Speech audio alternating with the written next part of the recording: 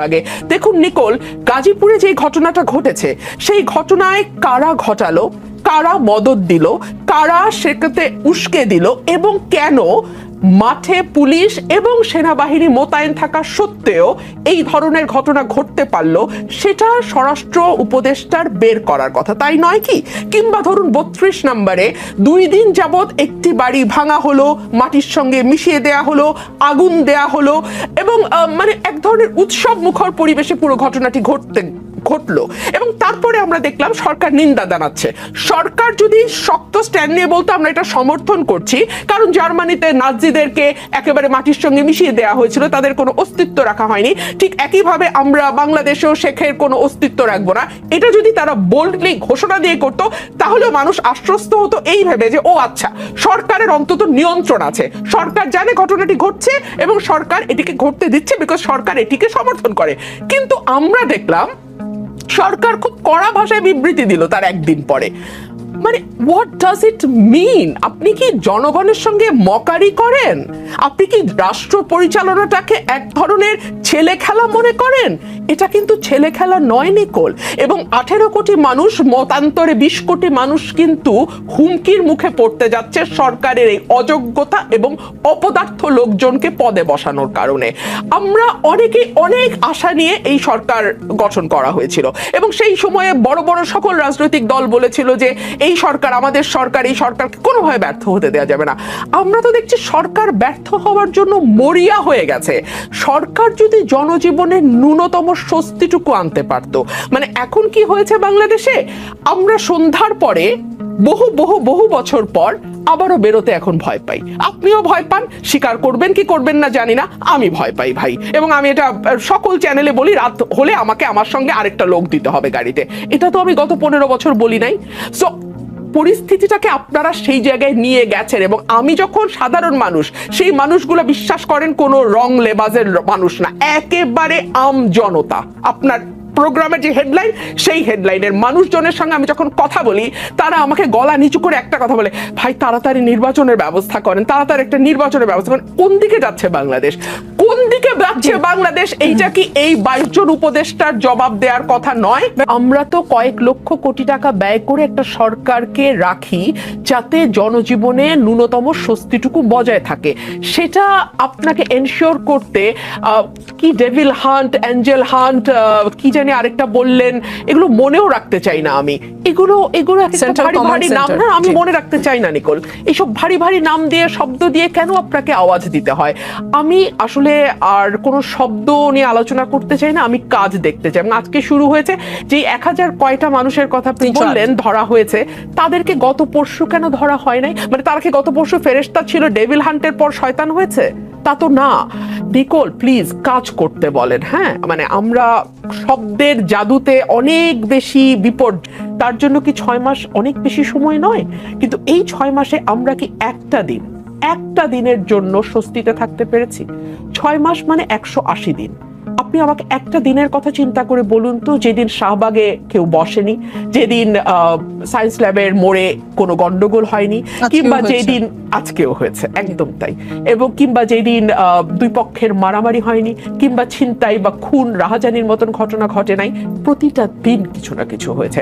সুতরাং এই যে পরিস্থিতি কিছুতেই শান্ত না হওয়া এবং কিছুটা শান্ত হলেই আবার ইচ্ছেকৃতভাবে পরিস্থিতিতে একটা শক্ত ঝাঁকি দেওয়ার চেষ্টা, এটা কি আপনার খুব নর্মাল মনে হয় একজন রাজনৈতিক কর্মী হিসেবে? এবং আমাদের রাজনীতি তো আসলে খুবই অনিশ্চিত, পশ্চিমের রাজনীতির মতো নয় যে একটা নির্দিষ্ট মেয়াদের পর চমৎকার একটি ভোট হবে এবং মানুষ যাকে পছন্দ করবে সেই গিয়ে রাষ্ট্র পরিচালনার দায়িত্বভার গ্রহণ করবে। আমাদের রাজনীতি মসৃণ নয়, আমাদের রাজনীতি ভীষণ অনিশ্চিত, ভীষণ উঁচু নিচু, এবড়ো খেবড়ো আমাদের রাজনীতির পথ।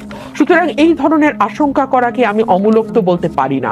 আপনি দেখুন, শেখ হাসিনার বক্তব্য নিয়ে সরকার কিন্তু বেশ শক্তভাবে ভারতকে জানিয়েছিল যে উনি ভারতে থাকতে পারেন, কিন্তু ভারতে বসে উনি বাংলাদেশে অস্থিতিশীল হয় এমন কোনো কথা বলতে পারবেন না বা পাবলিক স্পিকিং এ উনি যেতে পারবেন না।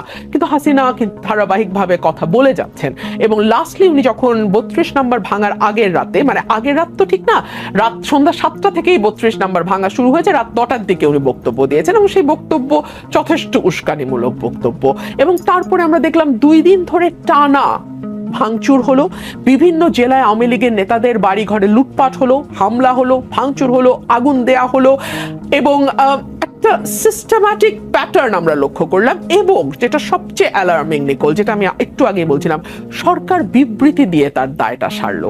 সরকার কিন্তু তার বেশি কিছু করেনি। মাঠে কিন্তু সেনাবাহিনী মোতায়েন আছে। আমি জানি না আমাদের দর্শকদের কথাটি মনে আছে কিনা, কারণ আমাদের ভুলে যাওয়ার মতন পরিস্থিতি হচ্ছে বলেই আমি আবার মনে করিয়ে দিচ্ছি যে মাঠে কিন্তু আইন শৃঙ্খলা রক্ষার দায়িত্বে সেনাবাহিনীও মোতায়েন আছে।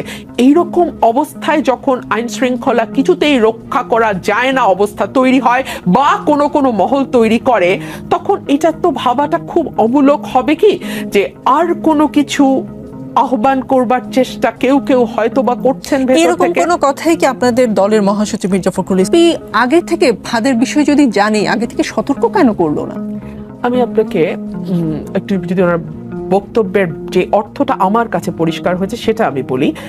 ধরুন এই সময়টা যদি নির্বাচন না হয়ে, নির্বাচনটা কোনো কারণে আরো 1 বছর 2 বছর 1.5 বছর পিছিয়ে যায়, সবচেয়ে বেশি লাভবান কারা হবে?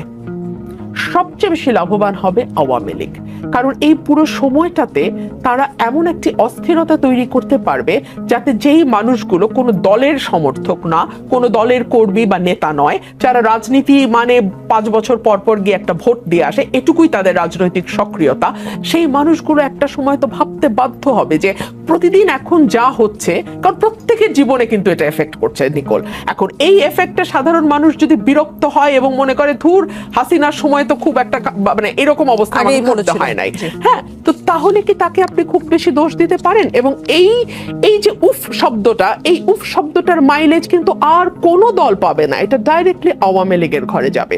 সুতরাং আওয়ামী লীগ যদি মনে করে নির্বাচনটা আরো কিছু দূর পেছানোর জন্য যদি কিছু সমস্যা তৈরি করা যায় এবং তারা সেটা করে, তাকে তো আসলে খুব অস্বাভাবিক বলা যায় না।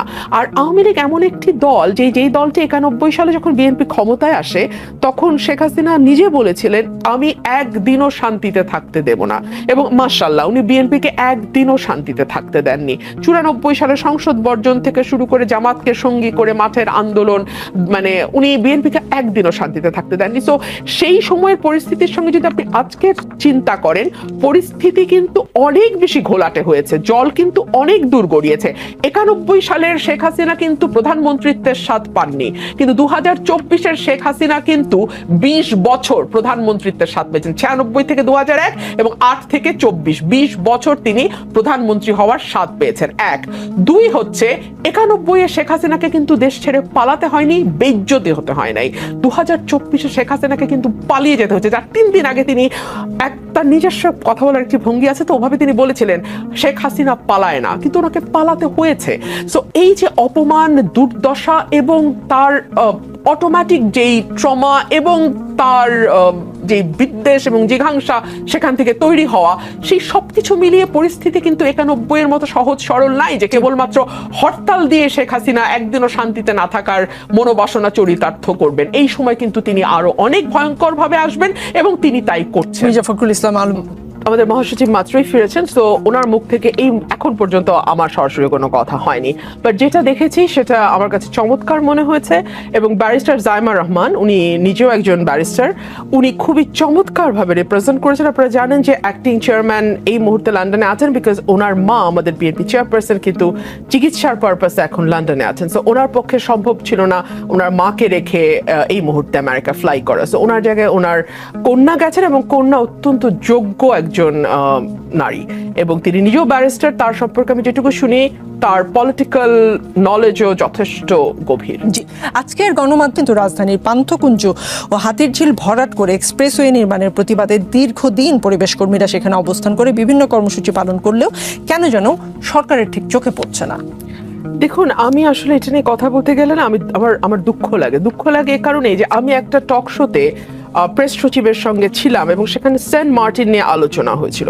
উনি বলেছিলেন পরিবেশ রক্ষার্থে সেন্ট মার্টিন বন্ধ হয়ে যাচ্ছে। তখন আমি বলেছিলাম একটা পলিটিক্যাল গভর্নমেন্ট থাকলে এই সিদ্ধান্তটা এই মুহূর্তে নিত না, because perception is reality in politics, খুবই গুরুত্বপূর্ণ। কিছুদিন আগেই শেখ হাসিনা বলে গেছে সেন্ট মার্টিন দিয়ে দেওয়া হচ্ছে বলেই তিনি ক্ষমতায়, মানে দিলে তিনি ক্ষমতায় থাকতে পারতেন। সো এটা মানুষ ভাববে, পারসেপশন তৈরি হবে যে এরকম কিছু একটা আন্ডার হ্যান্ডেলিং হয়তো বা হতে পারে। That was my point. উনি সেটা বুঝলেনই না, এবং উনি তারপর আমাকে মূর্খ টূর্খ অনেক কিছু শুধু দেশের চ্যানেলে না, দেশের বাইরের চ্যানেলে গিয়েও বললেন। এই কথাটি আমার এখানে বলবার কারণ হচ্ছে, যেই সরকারের এত বড় বড় পদে থাকা ব্যক্তিরা এটুকু বোঝেন না যে এই সরকারটি আগামীতে ভোট করবে না, সো তাকে মিথ্যা টিথ্যা বলে মানুষের মন জয় করবার কোনো দরকার নেই। সো যেটা সত্য সেটা তারা স্বীকার করুক এবং কাজ করুক। এবং সেই একই অনুষ্ঠানটাকে জিজ্ঞেস করেছিলাম, আপনি কি করে নিশ্চিত হলেন কারো কারো যদি ক্ষমতার লোভ জেগে যায়? তিনি আসলে তিনি তার ইন্ডিভিজুয়াল ক্যাপাসিটিতে ভোট করবেন, কিন্তু অ্যাজ আ সরকার মানে ওনারা তো আওয়ামী লীগ বা বিএনপি নন যে অ্যাজ আ পার্টি তারা ইলেকশন করবে। পার্টি নতুন করে করলে তারা তো দল সরকার থেকে সরে গিয়ে তারপরে করবেন বলে বলছেন। হ্যাঁ, মানে আমি বলছি এটা তো কোনো দলীয় সরকার ক্ষমতায় নেই, এটা এভাবে বলছি, দলীয় সরকার নেই যে আবার তাকে দল হিসেবে ভোট করে গিয়ে হারা জিতার প্রশ্ন থাকে। সো এই সরকার যদি ব্যর্থতা স্বীকার করে বলতো যে হ্যাঁ আমরা কাজ করছি এবং করার চেষ্টা করছি, তাহলে শুনতে ভালো লাগতো। আমি এই প্রশ্ন করেছিলাম, পলিথিন কি আপনারা বন্ধ করতে পেরেছেন? ঢাকার খালা নাল যেগুলো আছে পুকুর সেগুলো ভরাট হয়েছে, সেগুলো কি আপনারা উদ্ধার করতে পেরেছেন? বলেছেন চেষ্টা করছি। আমাকে বলার দুদিন পরে আমি দেখলাম লাল কার্পেট বিছিয়ে 3 জন উপদেষ্টা গেছেন খাল উদ্ধার করতে, সেটা নিয়েও আবার নানান আলোচনা।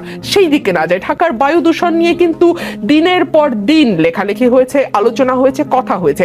আমরা ধরে নেই যদি পলিটিক্যাল সরকার থাকে, তাদেরকে নানান স্টেক হোল্ডার থাকে, তাদের নানান জায়গায় তাদের মানে খুঁটি বাঁধা থাকে, তো তাদেরকে অনেক কিছু হিসেব করে করতে হয়। কিন্তু এই সরকারটি তো আসলে কারো কাছে ট্যাক্স জমা দিয়ে আসে নাই বা কারো কাছে তার খুঁটিটি জমা দিয়ে আসে নাই। এই সরকারটি কেন স্বাধীনভাবে এই কাজগুলো করতে পারছে না? এবং আমাদের পরিবেশ উপদেষ্টা এমন একজন ব্যক্তি যিনি ম্যাগসেসাই পুরস্কার প্রাপ্ত এবং তিনি আন্তর্জাতিকভাবে পরিবেশ নিয়ে কাজ করবার জন্য বিখ্যাত হয়েছেন। গত 6 মাসে ওনাকে আমরা মিডিয়ার সামনে এসে নানান কথা বলার বাইরে আর কি করতে দেখেছি আমি জানি না। এই প্রশ্নটি আমি আপনার মাধ্যমে করতে চাচ্ছি। সেখানে বিএনপির 31 দফা নিয়ে কথা থাকবে, সেখানে আগামী জাতীয় নির্বাচন নিয়ে কথা থাকবে, সেখানে আইন শৃঙ্খলা পরিস্থিতি এবং দ্রব্যমূল্য নিয়ে মানুষের যে নাভিশ্বাস অবস্থা সেগুলো নিয়েও আলাপ থাকবে, এবং সার্বিকভাবে নেতাকর্মীদের সঙ্গে কেন্দ্রের একেবারে তৃণমূলের সঙ্গে কেন্দ্রের যে সংযোগ সেটি আরেকবার চাঙা করা। বিকজ নির্বাচন আমরা আশা করছি এই বছরের মধ্যেই আমরা একটি নির্বাচন পাবো। সো নির্বাচনের আগে দল পুরো আবার গোছানো এবং কেন্দ্রের সঙ্গে তৃণমূলের একটা সংযোগ করবার জন্য মূলত এই জনসভাগুলো করা। অন্তর্বর্তী সরকারের প্রধান উপদেষ্টা ডক্টর মোহাম্মদ ইউনূসের সাথে আগামীকাল সন্ধ্যায় বিএনপির একটি প্রতিনিধি দল সাক্ষাৎ করবে। কি আলোচনা, মানে কি নিয়ে আলোচনা হতে পারে আমি পুরোটা জানতে চাচ্ছি না, কোনো হিন্টস কি দিতে পারেন কিনা? দেশের সার্বিক পরিস্থিতি নিয়ে তো আলোচনা হবার কথা। রাজনৈতিক পরিস্থিতি 32 নম্বরে যা হয়েছে সার্বিক। জি, অর্থ উপদেষ্টা সালেউদ্দিন আহমেদ বলেছেন আমরা সবকিছু করতে পারবো না, বড় বড় সংস্কারও করতে পারবো না, তবে পদচিহ্ন রেখে যেতে চাই, পরে যারা আসবে তারা যেন সংস্কার অব্যাহত রাখে। 6 মাসে কিছুই হয়নি ঠিক নয়। দেশের অর্থনৈতিক অবস্থা পুরোপুরি ঠিক না হলে স্থিতিশীল অবস্থায় আছে, বাইরের ডোনাররা মোটামুটি সন্তুষ্ট। দেশের অর্থনৈতিক অবস্থা নিয়ে তার যে বয়ান সেটার সাথে আপনি একমত কিনা? অর্থনৈতিক অবস্থাটা সবচেয়ে ভঙ্গুর অবস্থায় ছিল শেখ হাসিনার সময়, এবং যে শ্বেতপত্র প্রকাশিত হয়েছে তার যদি 10 ভাগের 1 ভাগও হয়ে থাকে সেটা ভয়াবহ। এবং আমি বলছি যে তর্কের খাতিরে যদি 10-এর 1 হয় তাহলেও সেটা ভয়াবহ। সেখানে তো এটা কল্পনাই করা যায় না অর্থনীতি কোন জায়গায় গিয়ে দাঁড়িয়েছিল। এবং আমি অর্থ উপদেষ্টা সালেউদ্দিন আহমেদকে বিশেষভাবে ধন্যবাদ দিতে চাই, কারণ উনি কথা কম বলেন এবং উনি কাজ সম্ভবত অনেক বেশি করেন। অর্থনীতি অনেকটাই স্থিতিশীল অবস্থায়, কিন্তু তারপরেও আমি ওনাকে বিনীতভাবে বলবো মূল্যস্ফীতি কিন্তু মানুষকে ভীষণ কষ্ট দিচ্ছে।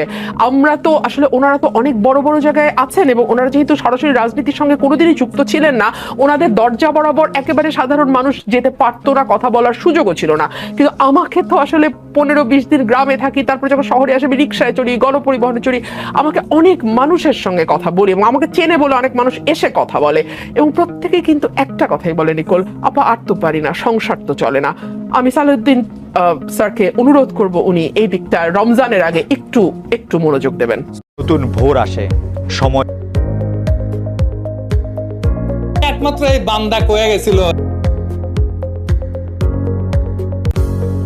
আমরা মানুষ